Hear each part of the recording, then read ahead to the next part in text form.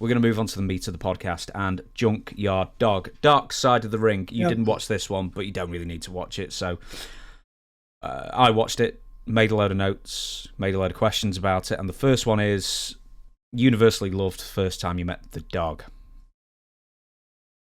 Oh, the first time I met him, I think I was in Tennessee, and he was coming through. He wasn't there long, as a lot of Tennessee people who've worked the territory can attest. Good guy, big guy. Even when you meet him, you could tell there's something different about him. The way he talked and was friendly. It's like you've known him 10 years. And he has a way of talking to you that makes you feel like he's an old friend. And he was good like that. That's the first time I met him. Second time, I think I met him in Mid-South, where he was already the big star. And he went to Mid-South. And let me tell you, Mid-South is operating their philosophy. In that part of the United States, Mississippi and Louisiana, Arkansas, is predominantly or heavily African American. And if they had an African American wrestler, hey, that was it. Because he became their dog. He was their dog. And man, when he would go in some of those buildings, those fans, they were loud. And you couldn't touch him. I mean, those people were going nuts. They wanted to see the dog get up and make his comeback, win the match, do his little dance outside the ring. He was their guy. And he was over big time. Ernie Ladd, I think, started the African-American baby face there. Because they all start them off as heels. Then they turn them. That's what Ladd did. And I think Junkyard Dog did the same thing. But he was over big time. Because his interviews, I won't say they're, you kind of feel his interview. He was jumping around and he was a big guy and he was pitching-toed too. So, and he was a football player before. I forgot where he played at. He may have played in North Carolina AT&T, but very good football player. I think he played a little pro ball too. But when Bill Watts saw him, Bill Watts immediately said, "Bing, bing, I got the guy." And then he went in there and he got over and he stayed over, I don't know, 5, 6, 7 years. Mm-hmm. But one reason he stayed over is because of the caliber of heel he was working with. He was working with Jake the Snakes. He was working with Ted DiBiase's. He was working with those guys that, I mean, they could have a match with a broom. So, and DiBiase I always thought was great in the ring, and Jake too. But different styles, but very, very effective. Because when you sit back and watch these guys work, if you know what to look for, it's the little things. Like Jake the Snake never did a lot, but whatever he did was effective and it worked. I mean, he had what I call it no lost moves. Mm-hmm. He didn't put a lot of moves on just to put moves on. He had a reason for it. DiBiase the same way. Jake was more psychological because you thought Jake was kind of crazy anyway. And DiBiase was more the technical wrestler. So they took both those styles, and when they worked with Dog, they blended them in, which takes talent, and they blew the roof off some of these buildings.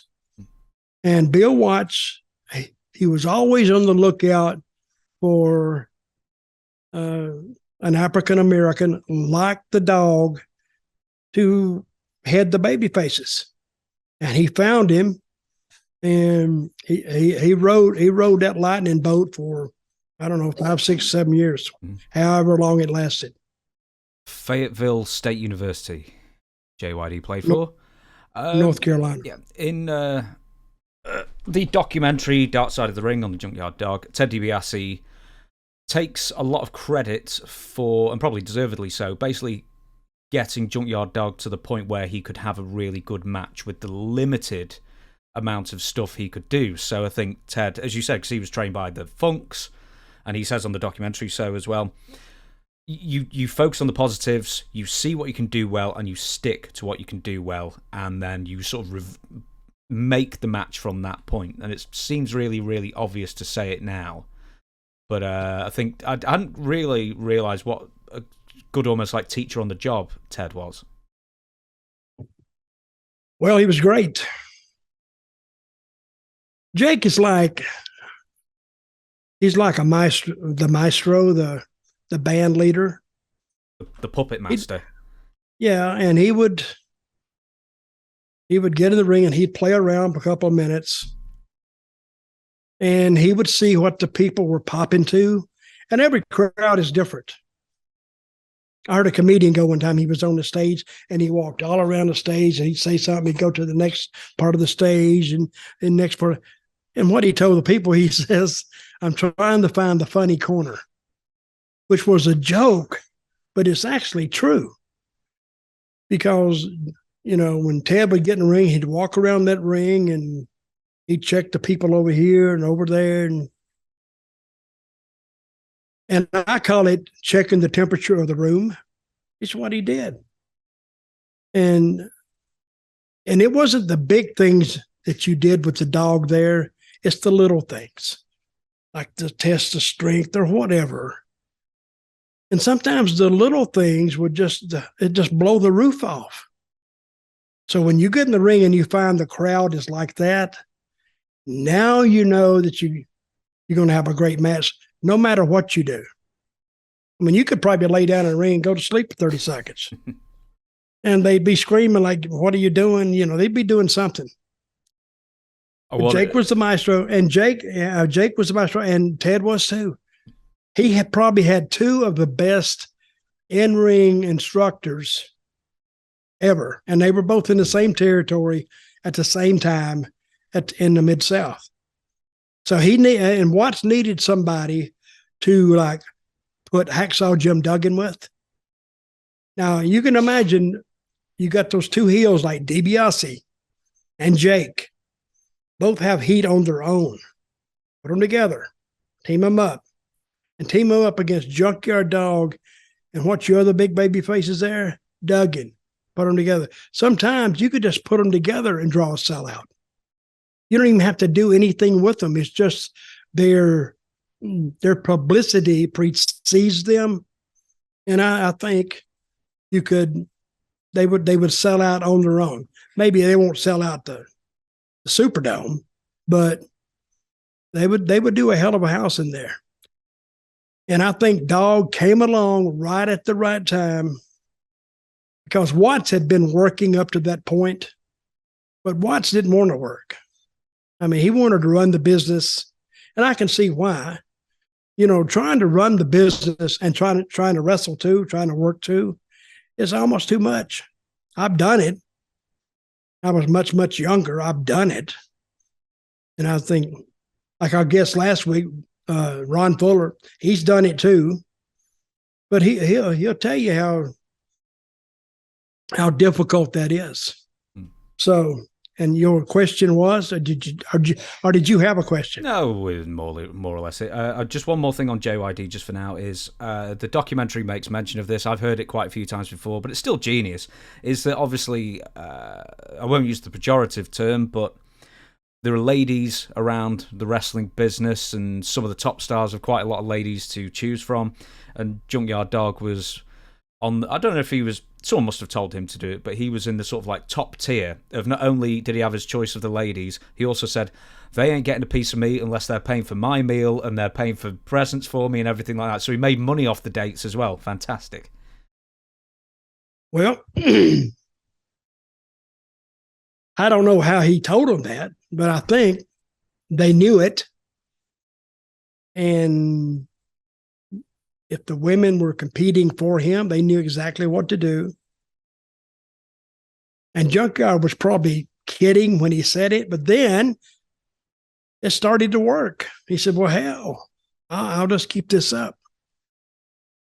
But let me tell you, see, we had words for girls like that at the matches. I don't use because they're commonly known as ring rats or just rats. I never called them that.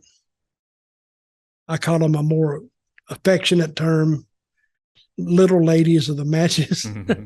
But everybody knew what I was talking about. So, and I bet he would go to every town and he would probably have as many as probably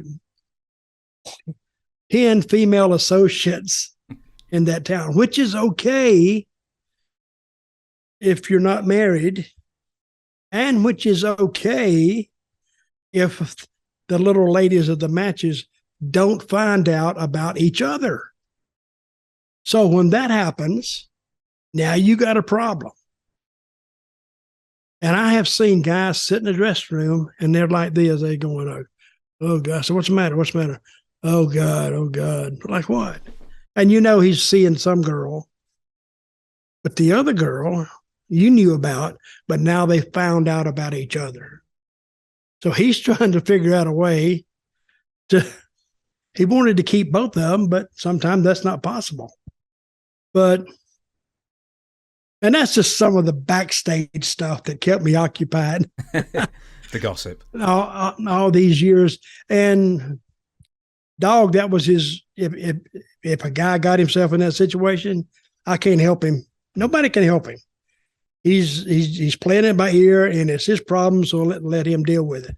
Now, if dog had that situation, and I'm sure he did, again, good luck.